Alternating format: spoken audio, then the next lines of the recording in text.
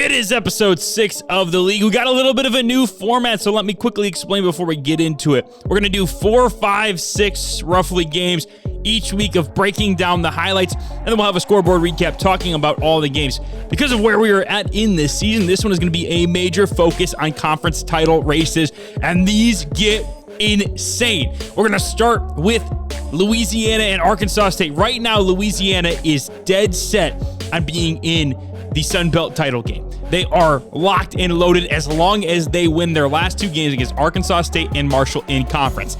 As you can see, things are not going well for the Cajuns. Now down 38-24 to the Red Wolves. This is a huge game. CJ Hester, you need your best player to show up, and he would right here. He had a phenomenal game, 347 yards on the ground, but the defense could not get stops when it needed to. 38-31, back in goal to go. That is another Arkansas State touchdown, down 2 scores now. Lunch Winfield, what do you have? Can you do something great here? Tosses it out to CJ Hester. Hester's going to outrun the defense. He's going to hit the corner and score.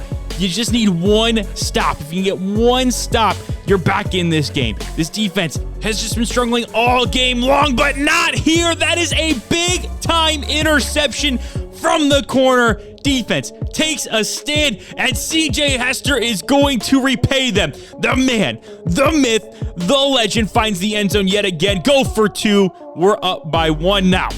They went for 2 on the last touchdown, and now they're up by 1 after that touchdown. Analytics. I was just a little bit wrong, but that is a gutsy 4th down call. They don't get it. Now Arkansas State is in prime position to score. Down just 1 point, they can take the lead, and they will. What a throw to the corner of the end zone. That is, that is an elite level throw. You just need to step up, Lunch Winfield. What do you have? Oh no, Lunch with the pick 6. Oh no, now down by 14 after they go for the 2-point conversion. Quickly, Lunch out, and that is 25 seconds left. You're going to need the onside kick here. 7-point game. What do we got? It's recovered by Arkansas State, and all of a sudden, this Sun Belt race is wide open. Oh, my goodness. What a loss for Louisiana. They looked primed and ready to go for the Sun Belt title game. Now Coastal Carolina's got a shot. They just need to step up and keep winning in order to potentially get a lucky tiebreaker, but the defense... maybe they don't want to play an extra game because that would just mean they have to play more football. I don't know if they really want to do that by the looks of it. Now a 7-7 ball game. That one's going to be tossed out to the running back in the flat. Tried to go with a cover 0 blitz, but nobody picked up the running back. That is usually a recipe for disaster. Now South Alabama with the ball again, and that's a busted coverage. Jaguars take the 2-touchdown lead, and Coastal backs against the wall. Tavian St. Clair loading up, finding his receiver downfield, beat the press coverage, and dusted him the rest of the way. 7-point ball game. Now St. Clair's got the offense back in the red zone. He's going to find his receiver streaking over the middle, and that's going to be a touchdown, tying this thing up at 21. Defense gets another stop, which means we're back in business. Offense, Tavian St. Clair. Bang! What a throw. What a fight and effort to get into the end zone. That is a 21-0 run for the Chanticleers. They look like they are ready to win this ball game, but the defense can't get the goal line stand. Another South Alabama field goal later. It is a 31-28 ball game. St. Clair takes the hit, delivers a throw over the middle. That is another Chance touchdown, 35-31. Now, Jaguars back in goal to go inside the 10-yard line. They're looking to keep adding, keeping pace, and they would right there. The throw just past the ear hole of the defender, and that is a touchdown. They get the ball back, 4th and 2. This is a big one. Can they get the stop? No, they can't. Instead, they give up the touchdown. Jaguars up by 10 now, and it's looking like it's a little too late for this Coastal Carolina team. But Tavian St. Clair says not so fast. 3-point ball game now, man. This one's coming down to the wire. 2.5 minutes left in this ball game. South Alabama, can they get the touchdown to seal this one? Standing in the pocket. He's going to get hit. Ball hits the ground. That is an incomplete pass, setting up a field goal. South Alabama hits this. They're up 6, but it is no good. Pushed left. Oh, my God. Coastal Carolina's got a shot to win this thing. And they would. What a gutsy performance in the 4th quarter from the Chants to come back and pick up a massive W to maintain in the Sun Belt title race. Arizona and Kansas. Kansas now in pole position to make the Big 12 title game after Oklahoma State's upset of Colorado. But Arizona had other plans early on in this one. They put the ball in the end zone right there, but then Kansas comes right back down the field and does it themselves. And then who else? Tiquan Fala. Bang! Touchdown. What a throw from Isaiah Marshall. That is money right there. Minute left in the first half. Arizona going to play action fake.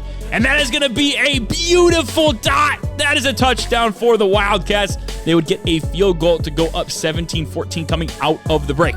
Here is Kansas on their second drive of the second half. Isaiah Marshall's going to get hit. He's going to get sacked. That was fourth down. Sets up a beautiful field position for Arizona. They're looking to get to bowl eligibility as well, and they themselves stay in this race, but he gets sacked on 3rd and 2. They're going to have to settle for another field goal, keeping Kansas in this one. Touchdown, Jayhawks. That is a beautiful throw from Isaiah Marshall to the flat. I've said beautiful a lot lately. I apologize. That was ugly. How about that? What is that defense, man? Awful angle. That's a touchdown for Arizona. They get the 2-point conversion to go up by 7.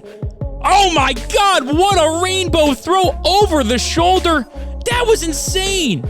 Kansas hands the ball off. That is crossing the plane. That's a touchdown. Extra point, and it's no good. Are you kidding me? Oh my God, we were supposed to go to overtime. Now we need an onside kick in order to win this ball game. Oh man, what in the world? I don't know if I've ever seen an extra point missed by that much. This is insane. And we're just trying to figure out how we're going to kick this thing. And it's recovered by Arizona. They pull off the upset win. Oh my God. Now Kansas is going to need some help in order to get to the Big 12 title game. This is not good. Oklahoma State now is open as well. They have a shot. I mean, they just got to control what they can control. And Luke Ford right there says, we can control that. That's easy money. Defense, though, on the other end, struggling to get a stop. 10-7 now as we enter the last 2 minutes of the first half, and that's Ford again finding the end zone. He has been awesome for them this year. Now Cincinnati back in the Oklahoma State side of the territory. That field goal is blocked right before the half. That is huge, keeping Cincinnati off the board there. Oklahoma State would come out with a field goal in the third quarter, the only score of that frame. But then Cincinnati in the fourth quarter puts the ball in the end zone to make this a 3-point game. Oklahoma State defense allows Cincinnati to get back in the red zone on the next possession, 3rd and 10. He's going to get hit. He's going to go down. That is a great sack. Great, very timely as well. We needed it. We got it. Post defense makes a stand. This field goal is up and good. So it's now a tied ball game at 20. Oklahoma State going for it on 4th and 5 on the ensuing possession. That ball is caught, and it gets across the first down marker. Now we set up for a field goal. That is up, and that is good. And now you see where the blocked field goal comes into play. 3-point ball game. Cincinnati could have a chance to win it here. 25 seconds left. They're looking for anything to get them closer to field goal range. But he gets sacked. 20 seconds left. They're going to hurry up, try to get back to the line of scrimmage, spike the ball, stop the clock, and pray for this 4th down to work. And they do so in time. 11 seconds left. They're going to set up for a field goal. Really? This one's 53 yards. That one is up. And it's pushing left. No good. Oklahoma State's going to win this football game. They get to 6 wins on the season. That is bowl eligibility, but it keeps them alive for the Big 12 title race. So the other games that happened during week, what week is that? 11? Yeah, I think it's week 11. Delaware and Kennesaw State played in a really fun game. I was going to show you that one, but the footage was not usable. 37-34, Delaware able to come out on top. They need to run the table in order to get to bowl eligibility. That is a big one for them. Western Kentucky dominant yet again, this time over Louisiana Tech, 62-10. Brad Smith continues to show why he's one of the best freshmen in America. He is phenomenal. And then Jacksonville State continues to win as well. Missouri State really no match for the talent of the Gamecocks. Coach Wagner knew it going into the game, and he said so after the game. That team is very good. Coach Lou Brown did not leave the cupboards bare. As we go over to the Sun Belt, Old Dominion, big win over Georgia State, 54-27. Another Tank Hawkins masterclass performance. I mean, he is unbelievable. And then App State and UL Monroe taking each other on in some user action as Coach Mike Roth and Coach Hugh Janus. Coach Mike Roth comes out victorious 66-28. I mean, they control their own destiny for the conference title. I mean, they could pretty much afford a loss at this point and still get in. UCLA beats the piss out of Marshall. Coach P. Rizzi's boys just weren't ready to play. Out-talented, outclassed every single step of the way. Utah State, big win over Wyoming. That is now 2 in a row for the Aggies. They needed it desperately. You know, they're...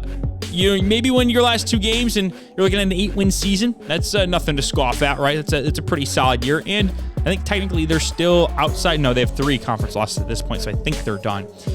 San Jose State shows why Coach Aiden Crowley was the reason that they were even remotely okay last year. They got beat to a pulp by Nevada. And this Nevada team is playing really good football right now, but that was an uncompetitive football team that they beat. Michael Ford continues to run all over everybody. He is a special, special player. Ohio, I mean, just putting it on Central Michigan. Ever since that UMass loss, they got back to business. They're playing Bobcat football right now. That team looks poised and ready to go for a run. Maybe they sneak in the college football playoff. If they do, that's a scary team. I would not want to play them. And then Notre Dame just, again, like handling business against an inferior team. This time it's Clemson. They beat them by 29 points. Excuse me.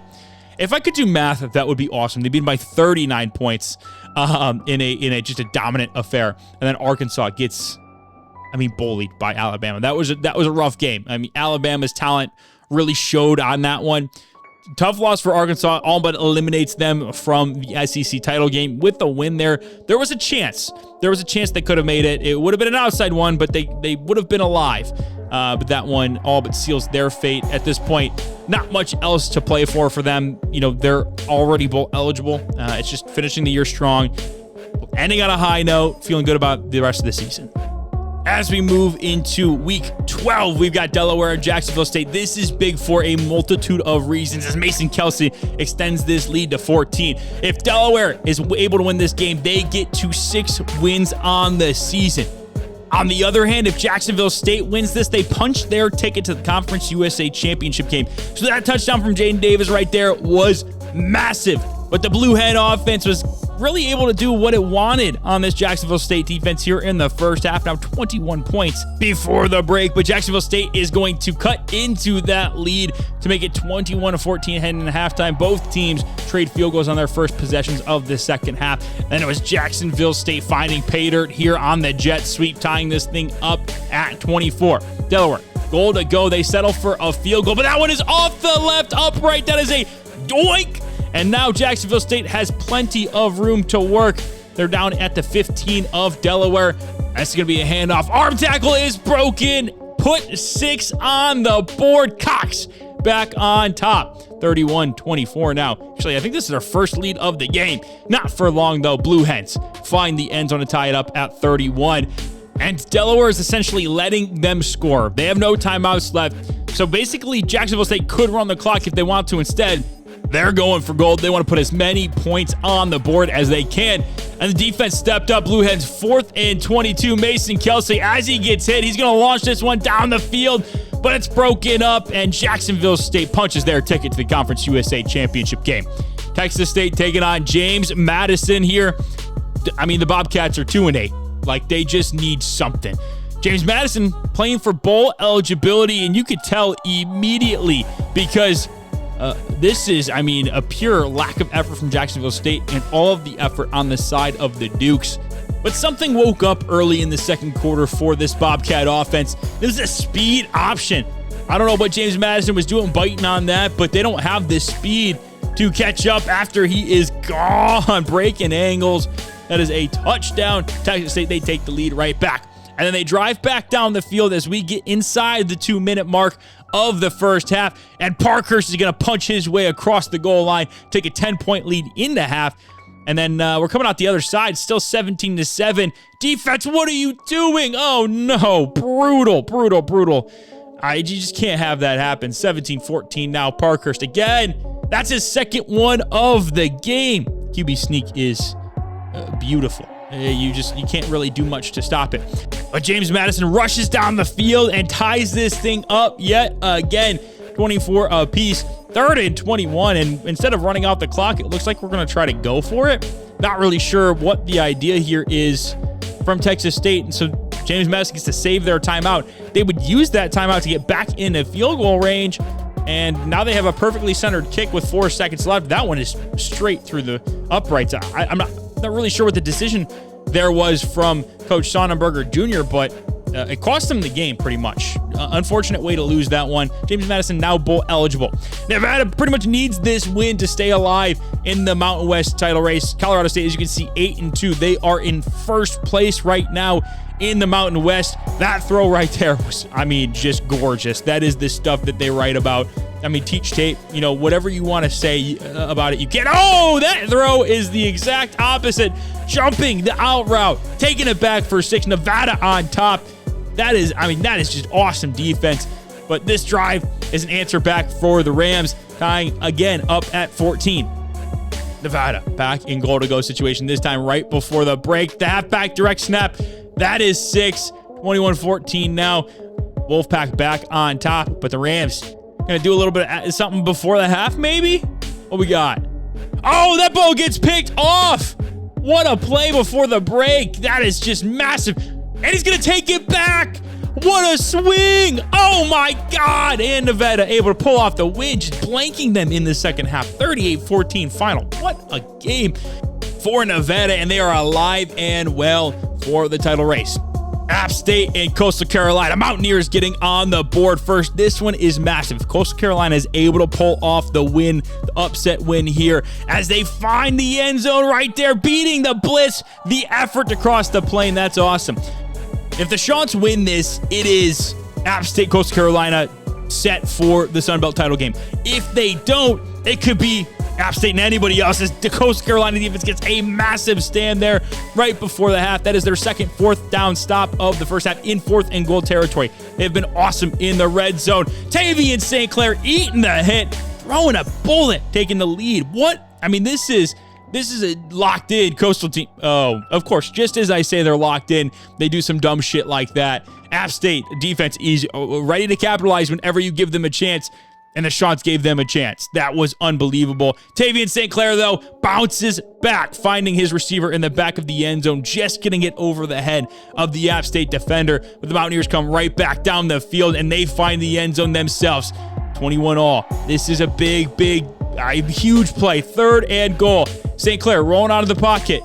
Is he going to run? No, he's going to throw it. That ball is incomplete. They're going to have to settle for a field goal. Now, why aren't they going for this? This is so odd. And he misses it. Oh, man. And like clockwork, App State drains so much clock on their way down the field. 3rd and goal.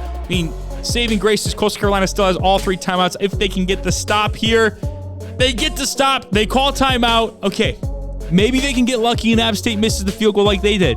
I don't know. It's a chance. Nope, that one is right through the uprights. Okay, 4th and 5. This is the last-ditch effort. Tavian St. Clair, what do you have? He's going to throw it deep. That one is picked off. Perfectly read by the safety, and App State just continues to beat Coach Goon. I should say Mike Roth continues to beat Coach Goon. Cannot beat him to save his life. App State now in the driver's seat for the Sun Belt, and who knows what's going to happen with Coastal Carolina.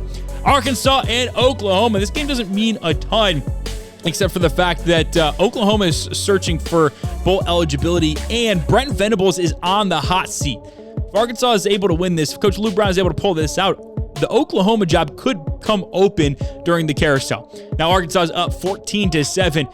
4th and 5. Oklahoma looks like they're going to go for it inside the 10-yard line, and they're going to convert. That is a touchdown right there, knotting us up back at 14. This kind of feels like a tennis match at this point. Back and forth and back and forth as Arkansas finds the end zone there. They are able to stop the trend, though, add a field goal to their lead, taking a 10-point lead here in the 3rd quarter. But Oklahoma right back down the field. 3-point game as Arkansas is looking to extend it yet again. And they would. What a throw right there. Just perfectly read, perfectly placed. 10-point ball game yet again. Oklahoma's offense trying to keep pace. Hold serve, and oh my God. That was the most unnecessarily disgusting spin move I have ever seen. Oklahoma defense gets the ball back for its offense. Now the Sooners are threatening to score yet again. 2nd and 10. That is a hole shot. Come on now. What a throw. It's number 7 again. Guy is on fire so far. The fourth quarter to remember. 12 seconds off, 3rd and inches. Bringing the blitz is Oklahoma. That pass is dropped off short. Down at the 2-yard line. That is so close. 2nd and goal, 4 seconds left. It's going to come down to this. It's now or never. And it is now. What a gutsy play. Arkansas able to beat Oklahoma. Watch out. That job may be on the market. Okay, let's talk about the other games that we didn't get to see in week number 12. Western Kentucky destroys UTEP 70-21. I mean, that is just a good, clean domination. Same with Middle Tennessee. 63-0 over Liberty. That team is feeling really good about themselves and puts them in prime position to clinch next week. Missouri State with the big win over FIU, taking the win 35-21. Coach Wagner has his boys playing really well. They're finishing the season really strong. I mean, we could theoretically be looking at 9 wins at this point. They're playing really good football. This has been an awesome development this season.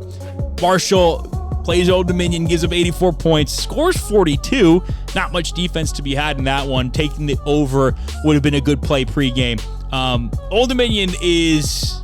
I really don't know what to make of this team. Coach Noah Cavan's defenses haven't played very well this season, but their offenses, I mean, they're putting up points constantly. It's just such an odd team. You know, it's a 42-point win in this game, but they also have a handful of like 50-point losses.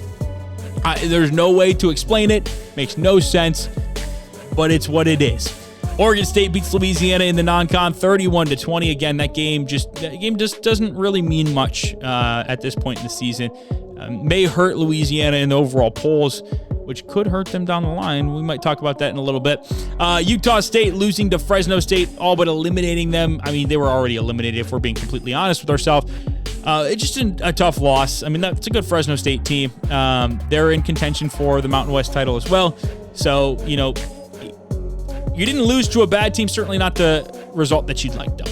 Ohio just beat the piss out of Miami, battle the bricks, run up the score on your rival. I'm all for that.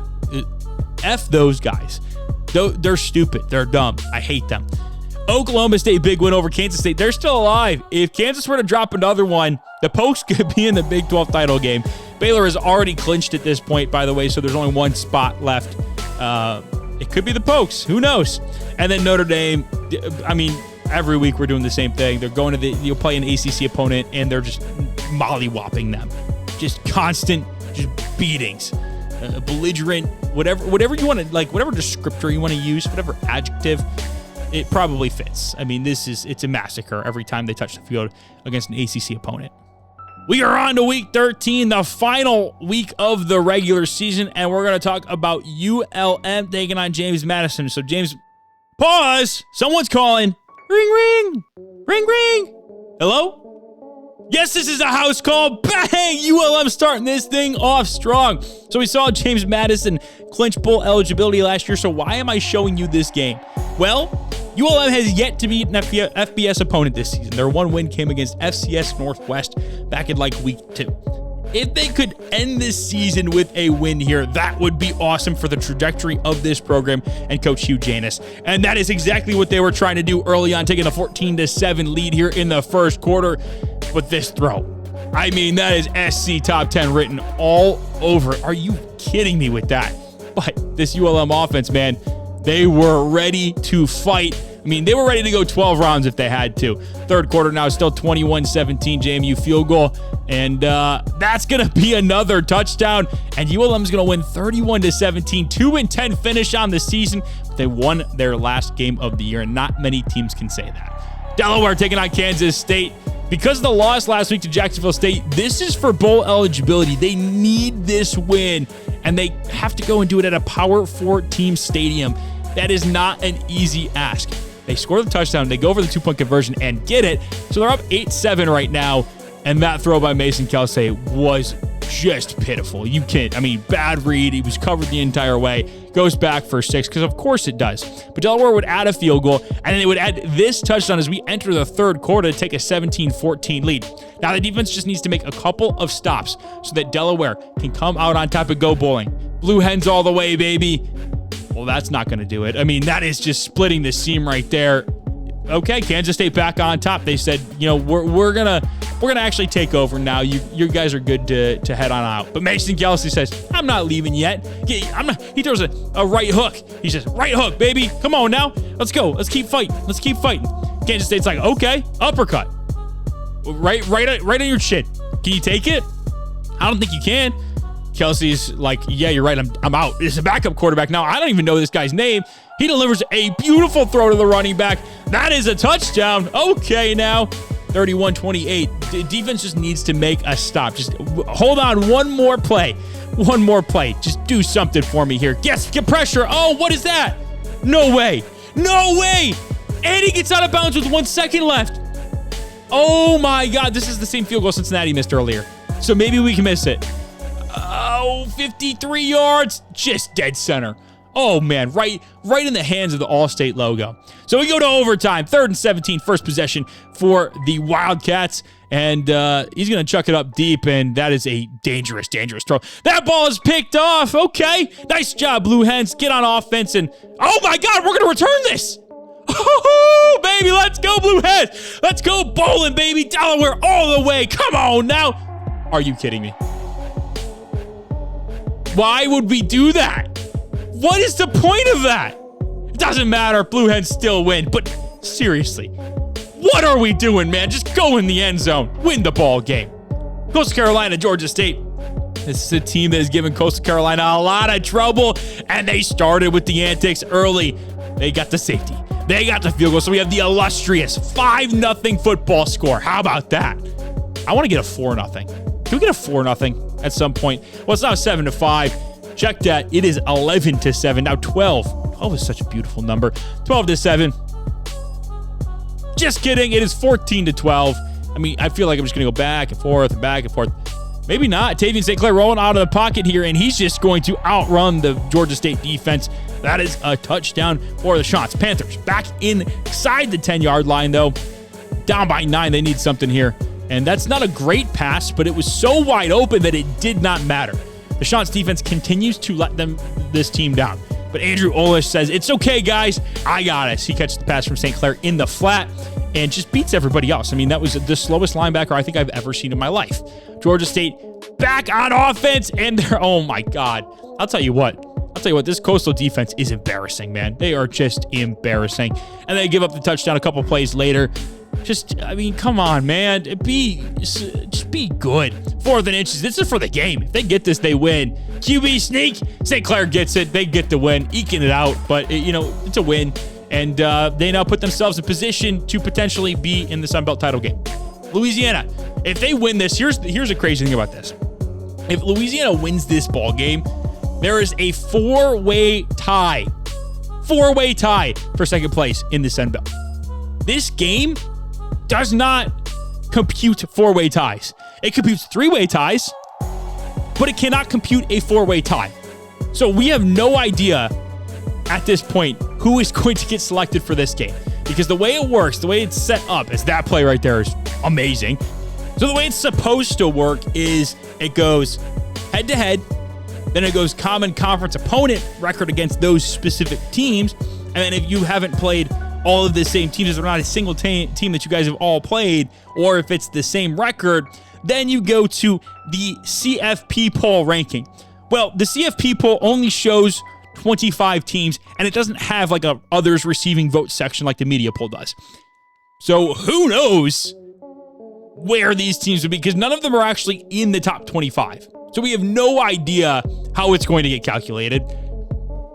It's going to be a mystery. We'll figure it out. 28-14, and capped off by Cam Whitehair. Final score of 63-29. Louisiana gives themselves a shot. I mean, after the debacle that was the Arkansas State game, all you could hope for was a chance to be in it, and they are.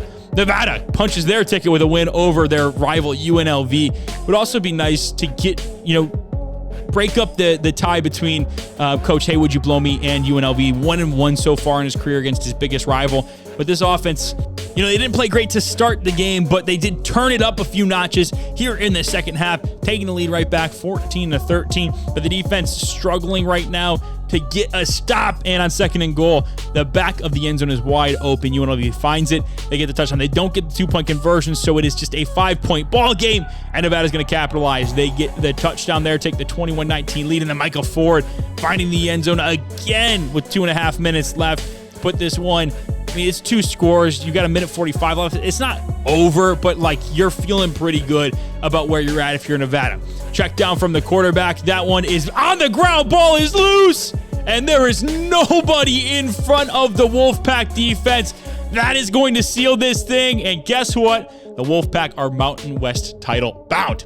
Kansas taking on TCU. Again, win and in. If they lose, Oklahoma State now has an opportunity to get in this title game. The Big 12 is all sorts of crazy, as it is in real life. I like the realism in that. 3rd and 15 now for TCU, already up 7-0, and they're just going to chuck up a prayer, hope something works. And the prayer was answered. Are you kidding me? 14-0 now TCU, looking like Oklahoma State could be going dancing. But Tiquan Falah's got a little bit of a different story to tell. He scores that touchdown right there, and then back down the field, responding to a field goal with a touchdown, and then Kansas would score yet again, 21-17 now. Jayhawks on top.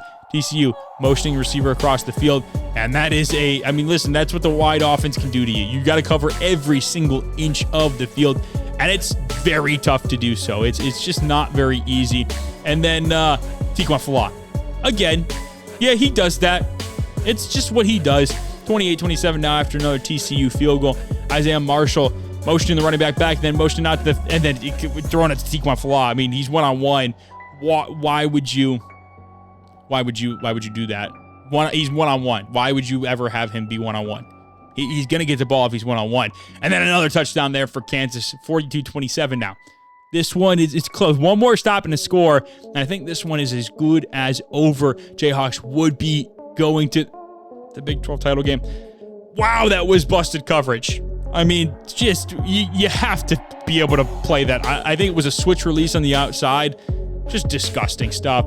But it doesn't matter because Tiquan Falah is the wide receiver on the other side of the field. He is in the Heisman race for a reason. This guy's unbelievable. I mean, just ridiculous. I think he's got 4 touchdowns now. Okay, he's got 5 touchdowns now. Just a ridiculous performance for number 14 as Kansas is going to the Big 12 title game, 63-34 victory. Middle Tennessee taking on UTEP, and the reason why I'm showing you this game as Middle Tennessee finds the end zone here on 4th and 1 is because if Middle Tennessee were to lose this, it would create a 3-way tie situation in which, because Middle Tennessee only played both of those teams, neither one of them played each other, it could go to record against common conference opponents. That could screw Middle Tennessee if they were to lose to UTEP specifically. Fortunately, they didn't have to worry about that. They dominated this thing from start to finish, just full on. I mean, just detail-oriented, just awesome stuff. This pass right here was a little dangerous from Julian Duggar, but Eugene Hilton in the end zone says, "That's okay, I got you, QB." And Middle Tennessee punches their ticket, 49-0 over UTEP.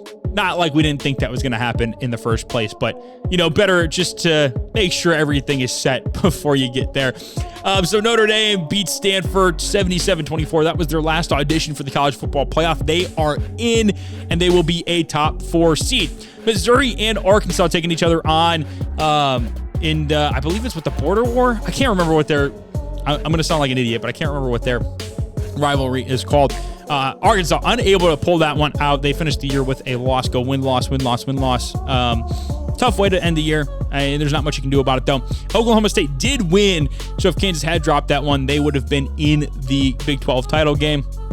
But it is Kansas and Baylor instead. A big one over Iowa State, though. You're not gonna scoff at that. They finished the year with 8 wins in the regular season. Texas State loses to South Alabama. It was a hard-fought game, but they don't come away with the victory. App State avoids any sort of weird loss to end the year, so they're still on the outside looking in for the college football playoff, but it's not over, and I'll explain it here in a little bit. Colorado beats Old Dominion. it was a close game. You gotta applaud the effort there from Old Dominion to keep it close in Boulder, just not able to win it. And then Utah State drops this one to San Jose State. That is an embarrassing loss. That Spartan team is not good. You cannot have that. Very disappointed in this Utah State team.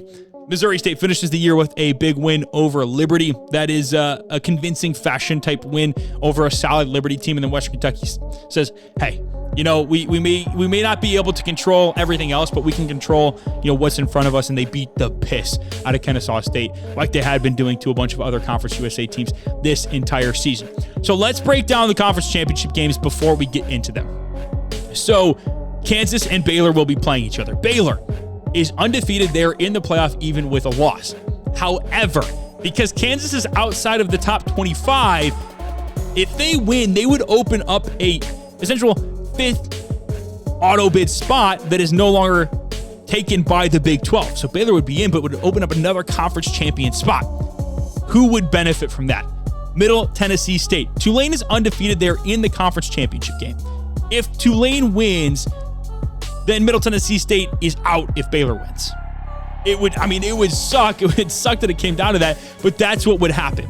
Now, if Kansas wins and Tulane also loses, you could see Middle Tennessee and App State as well, who is going to play Old Dominion. Not sure how they came to that conclusion, but it was Arkansas State, it was Louisiana, it was Coastal Carolina, it was Old Dominion, all 6-2 in conference. They gave the nod to Old Dominion. So Old Dominion is playing App State. If App State were to win with a Baylor loss and a Tulane loss, they could theoretically make the college football playoff. It is a possibility. They could be an auto bid. Who knows? Who knows what would happen there? The MAC is Ohio and Toledo. There is a shot that Ohio could also make it. It is a very unlikely shot because they would need the Baylor loss, the Tulane loss, and then one of Middle Tennessee and or App State to lose. And even at that point, it's iffy. You may get it, you may not get it, but there's a chance. There's a possibility there. And in the Mountain West title game, Nevada is taking on Colorado State. That is a team that they beat handily a couple weeks ago, so you have to feel pretty good if you're Nevada about the potential opponent, or not the potential, but the opponent in that game. So now that we've broken down all those conference title games, let us get to the conference title games right here, right now.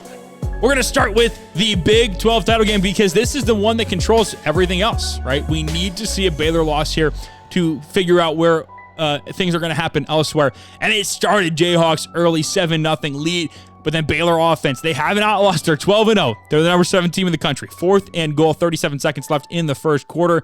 And they score the touchdown. Just can't get off the field on 4th down. The Jayhawks did everything they could on the first 3 downs, but just couldn't quite get it done on 4th down. And then Tiquan Falah showing up when it matters the most. Another 4th and goal here for Baylor. Just looking for one stop if you're Kansas. Just give me one more play. And that one is so close. Oh, it was great coverage, but Baylor's able to extend across the goal line and get themselves in the end zone. Trading field goals is 17-17 now, and then Kansas finding the end zone. The running back out in the flat, wide open. I mean, that was just great, a little breakdown to get in the end zone on that route right there. And then just like, what? Broken tackle after broken tackle, helping him get in the end zone. Baylor now knotting this thing up at 24. Again, Tiquan Falah showing up when his team needed him. 3rd and 9. The conversion is good, and they're going to settle for a field goal. This is the stuff of Legends Kansas. Helping out the group of 5 and winning the Big 12 championship game. That is unbelievable. It's exactly what we wanted, though. Great for content. Why? Well, because if Middle Tennessee is able to win this ball game now, they're going to the college football playoff, and Hollywood Smothers knows that. He is carrying guys into the end zone, 7-3 now, as Jacksonville State led this ball game to start, but not anymore. Now Nolan Ray getting into the action, 14-3. Blue Raiders now up. 1 minute left in the first half. I mean, this is the lowest scoring half Middle Tennessee has had in a long time. Lincoln Kier is going to be the receiving end of this, and he is going to run. He is not slow. He's going to outrun this entire defense and score, extending the lead right before the break, 21-6. Now, 4.5 minutes left in the third quarter. Duggar going to keep this one. He's got plenty of space in the middle. That thing opened up easy. That is a massive run, 28-6 now. Jacksonville State did put 6 more, or another field goal on the board, excuse me. But Hollywood Smothers ends this thing right there. 35-6 is your final. And the Blue Raiders are going to the college football playoff. Unbelievable. Now Nevada, Colorado State taking each other on. I mean, it's a rematch from a couple of weeks ago. You got to think that these teams have some new wrinkles. Nope, another halfback direct snap, and Colorado State not ready for it. Nevada takes the lead right back. 4th and goal for the Rams. I mean, they're looking to finish with 10 wins on the season. That would be huge for them. And they get the touchdown right there, taking the lead right back. 26 seconds left. 4th and goal. This is a risky decision for Nevada. Micah Ford puts his head down and crosses the plane. They punch right back. That is a massive, gutsy call that is going to change the tides of this game. But the defense is Swiss cheese on that run right there. Oh, my God. He didn't get touched for like 25 yards. It's okay. Michael Ford finds the end zone himself. 3-point ball game. It just keeps going back and forth. This time, it's Colorado State trying to hold serve. And they would, diving across the plane, got rocked too while doing it, but it didn't matter. He crossed. That's all you need to do. 3rd and 2 now for Nevada. They're looking to score again inside the red zone. They would, and that would be the winning score right there. They win 31-28, excuse me. App State. We still don't know the Tulane score yet. That game happens at 4 p.m. on Saturday after all of these games, so they need a win desperately to hold hope for a potential spot in the college football playoff. That's not going to help right there. Big run for the Monarchs. For the Monarchs, it's about getting to 9 wins, and then if you play the bowl game, potentially get to 10 and winning your conference. That is huge, but they could not get the stop there. App State on 3rd and 2. Finds the end zone on the little swing pass to the running back, and then gets the ball back again. Second quarter, now they find the end zone, taking the 14-7 lead, their first of the game. Good old Dominion and the Monarchs. They answer back. They're back in goal to go. A little toss out to the side. Turbo Richard cuts up field. He's going to put his head down a little bit, shrug off a defender, cross the end zone. But the defense, I mean, just could not get the stops that it needed to, just letting App State really march down the field at will. Monarchs add a field goal, but that's just not going to be enough. It's just not. You have to get touchdowns against this App State team, and we've seen why. They're capable of putting up crooked numbers left and right, and we see it right here. They're up 28-17 now. Floodgates open 35-17. The RPO flat play. It's exactly what the doctor ordered. It works every time. And now ODU's trying to press in the 4th quarter, and that's a mistake. This one is over top. What a throw. What a catch. And you're not catching him. This one is over. App State 56-17. You let them get going, they will run you over. They're like a snowball. You can't let them get going. So now it's sit and wait time. We do not know if Tulane has won yet. App State may be in. They may not be in. Ohio is effectively eliminated with both Middle Tennessee and App State winning, but it doesn't mean they don't want to win the MAC title. They won it back in year 1. They lost it last season, allowed Toledo to go to the college football playoff and play for a national championship. I mean, at this point, Ohio thinks it should have been them. The college football playoff is not possible this year, but you get back to your winning ways, owning the MAC conference, and this is a team that you have dominated this season. You know, get your lick back. You lost them last year. Just get into your winning ways again this season. They're up 21-3. A little busted coverage. Not even busted coverage. Just a great play by Carl Gastineau, the freshman, the 4-star freshman that they brought in, Coach King brought in last year. Now a sophomore this season. It doesn't matter, though, because this Ohio offense just is a machine right now. They're not going to be stopped. They're going to score 40 points. The only way you're going to be able to beat them is by scoring 50. That is it. And you can, but it doesn't happen very often. Tim Carpenter rolling out of the pocket. He's been so good this year. What a throw. What a win for the Bobcats. I don't have the actual recording of the college football playoff, but unfortunately, Tulane did win the American Conference Championship game. So that means that App State is on the outside looking in for the 3rd straight season. Just unfortunate again for them to not be able to get in the dance. It is award season. With that, we got to talk about the one and only Heisman Trophy. And for the second time In college football history, we have a 2-time back-to-back Heisman Trophy winner. It goes to that man you see on your screen right there, Jonathan Taylor, the absolute speed demon from Notre Dame. Won it at Toledo last year, followed Coach Cam King to the Fighting Irish this season, and dominated again. He's only a junior. He could win it again next year. There is a real possibility this guy is a three-time Heisman Trophy winner. That is absolutely insane. You can look at his numbers, not quite as many catches or as many yards. Did have more yards per catch. Maybe that's the prospect of being on a more talented team, but 36 receiving touchdowns. And then on top of that, let's go look at his kick returns. 15, 43, 8 touchdowns on the punt return side. Not as many this year, but I mean, you're just talking about an unreal demon. Tiquan Falah finishes in second place. This guy was also phenomenal. 163 catches, 2,000 yards, 28 touchdowns. Unbelievable. We'll talk more about him in a little bit. Tim Carpenter finishes fourth. Obviously, you see Marcel Reed there in third. Tim Carpenter finishes fourth. I mean, just unbelievable. So last year's issue was the interceptions, right?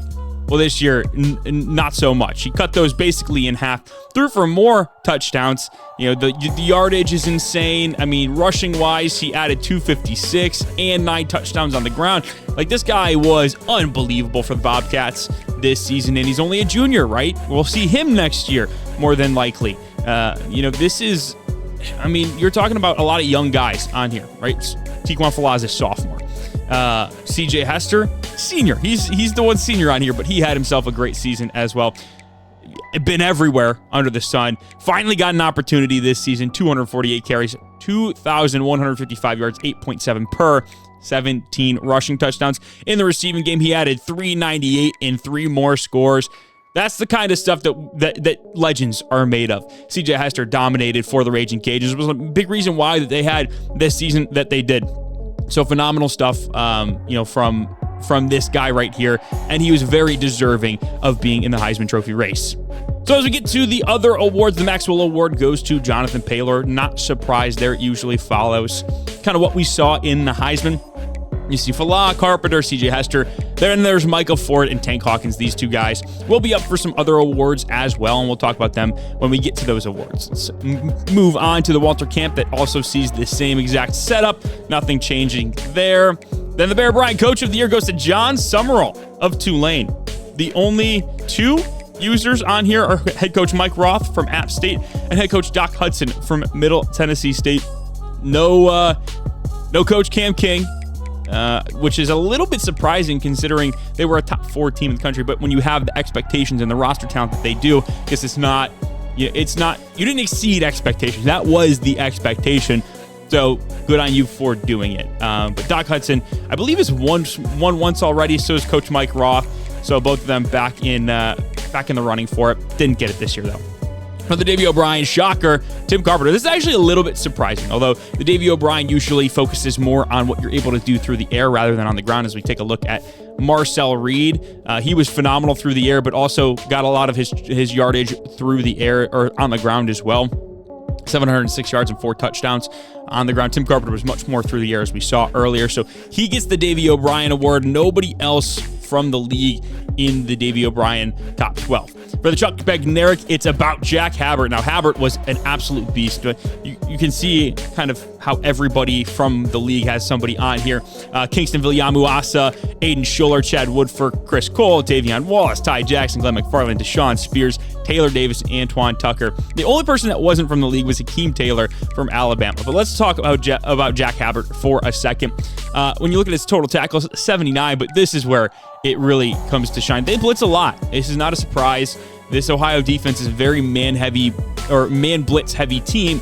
They bring their linebackers. You have to be able to blitz. You have to be able to sack the quarterback, and he does it better than anybody in the country. 21 and a half sacks a year after getting 19. He's one of the best players to come through Ohio, and he's only a junior, so we could see him again next season. When you talk about Kingston Villiamu-Asa, he had just a bunch of tackles. 112, 27 for loss, 5 sacks, 3 interceptions, also 2 forced fumbles. Guy's unbelievable. He will be an NFL draft pick, without a doubt. Same with the Bronco Nagurski Award. You got the same two guys. Woodford slides up to the third spot. Schuller, Cole. It's pretty much the same list for the Nagurski. As we talk about the Jim Thorpe Award, it is Aiden Schuller from Notre Dame that gets the award. 106 tackles, 11 for loss, 1.5 sacks, 5 INTs, and a forced fumble. He beats out Deshaun Spears, the safety from Middle Tennessee, who had 90 tackles, 14 of them for loss, 1.5 sacks, 4 interceptions, and a forced fumble. Also had 8 deflections as well. Not quite as a crazy year for him as it was for some other guys, or I should say as it was for him last year, but a good season nonetheless, and he is only a junior as well. He's going to be a demon next year. For Taylor Davis, it was 107 tackles, 28 of them for loss, 4.5 sacks, and 2 INTs. So he would be your third place guy for the Jim Thorpe Award. As we go to the Doak Walker, I mean, it couldn't be anybody other than CJ Hesper. We'll also take a look at Micah Ford. He had himself 1,934 yards on 286 carries, also ran for 26 rushing touchdowns. Receiving wise, 344 yards, a touchdown, 8.2 per reception. He was phenomenal. He was the reason that Nevada was able to win the Mountain West title. We shouldn't be surprised by seeing him on here. Other guys on here: Nolan Ray, Cole Tabb, Jace Clarizio, Josh Joyner, and Hollywood Smothers. And then as we get to the top 10 and outside that, Jaquan Ellis, Turbo Richard, and Jeremiah Colbert. Let's take a look at Nolan Ray real quick, see what he's looking like. 196 carries, 18-16 in his yardage total, 9.3 per carry, 23 rushing touchdowns, 2 receiving touchdowns, and 268 yards. So he would be your third guy. Obviously, Zay Wilbon, also a dog, but he is not from the league, so I'm not going to talk about him too much. As we talk about the Biletnikoff, of course it's going to Tiquan Falah. This guy was unbelievable all season, finished second in the Heisman race. He was a better receiver than Jonathan Paylor was, so it's not surprising that he gets this award. We won't take a look at his stats, but we will take a look at Emmett Mosley, who finishes third, 130 catches, 1483, and then 19 touchdowns, 105 per game, 11.4 per catch. It's a very good season. Not good enough, though, because these two guys are freaks of nature. We get to the Lombardi. It's Chad Woodford who wins it over Antoine Tucker. Woodford finished the season with 55 tackles, 38 of them for loss, 18.5 sacks, and just 2 forced fumbles. He was a big part of that Middle Tennessee defense being as good as it was this season. Antoine Tucker himself had 29 tackles for loss, 40 overall, and 11.5 sacks. No forced fumbles on the season for him. And then in third place, Derek Bowling finished with 13 sacks, 26 tackles for loss, 53 total tackles, and 1 forced fumble. So good season for these 3 guys. That's why they're the top 3 in the Lombardi. For the Golden Arm Award, we do not see Tim Carpenter. I'm not entirely... because it's presented to the senior QB. That's why Tim Carpenter's not on the list, because he's only a junior. It would help if you read the text underneath. Chad Woodford also wins Defensive End of the Year Award. Not a surprise there. We won't talk about that too much. It's the same guys. Outland Trophy goes to Roderick Kearney. I believe he won it last year as well for the Florida Gators, but you see Javen Williams and Jamal Davey on this list as well, coming from Notre Dame and Arkansas. The John Mackey Award goes to Paris Brown, the converted wide receiver that is 180 pounds playing tight end. A little cheese here, 125 catches, 1,362 yards and 12 receiving touchdowns. Let's compare that to Josh Ford of Oklahoma State, who had 98 catches, 1,387 yards, and 13 touchdowns. Very similar stat lines. I'm honestly surprised that Ford didn't win it, just because he was able to do more with less, essentially. But Olish was really good this year. Klein was really good this year, and so was Walter Matthews. Matthews, 73 catches. Wow, 1,412 yards and 14 touchdowns. This kid is unbelievable. 19.3 per catch as a tight end. I am at a loss for words for that. That's unbelievable. And a lot of these guys are underclassmen, too. So you will see them next year as well. For the Broyles, it's the Tulane coaches. Tulane goes undefeated in the regular season, wins the conference championship game. They're going to be up for this award. Brian Stewart and Bodie Reeder also up for this award as well. I believe they've both already won it, and then were in the top 12 last year as well. And then DJ Smith, the defensive coordinator from Appalachian State, also on this list. Let's go to the Dick Butkus Award. Jack Habbert winning that again. Not a surprise. It's just linebackers. We've already talked about a lot of these guys. The Remington Award going to the best center. Kearney again. Joseph Ionata also on this list, as is Grant Segrin, Jamal Foster, and Landon Hatchett. So we go to the Lou Groza. Nobody's going to be on here. We don't kick field goals around here. We don't punt either, so we're not going to talk about that. And then the Jet Award goes to Tank Hawkins. This one's always very contentious when it comes down to it, but obviously Tank Hawkins is the man to beat. I mean, he was phenomenal this season. Let's take a look at where he finished on the year. Kick returning wise, 84 kick returns, 2,098 yards. So less return average than last year and less touchdowns, but did have 3 punt return touchdowns and also added 362 yards in the punt return game. So that's probably why he got the award. Paylor obviously finished in second. We saw his stats a little bit earlier. I don't want to click in there, but we can also talk about Damian Claiborne from Coastal Carolina, who finished with 2,000 on the dot, 4 kick return touchdowns, and then had 89 punt return yards, excuse me. And then Jalen Ibakwe, who was top 5 last year, is top 5 yet again. He doesn't return the ball as much. 39 kick returns, 1,258 yards, 6 return touchdowns. Does not do any punt returns. So that is the Jet Award. And then for the Sean Alexander Freshman of the Year Award, it goes to Brad Smith, the redshirt. Phenomenal season from him. We'll take a look at his stats real quick. 60 touchdowns, 26 interceptions, over 5,500 yards, nearly 200 rating, and then on the ground also added 9 rushing touchdowns. Dude is unbelievable, and he's only a freshman. So, the sky is the limit for him. I imagine that Western Kentucky is going to be in good hands for the next 3 seasons.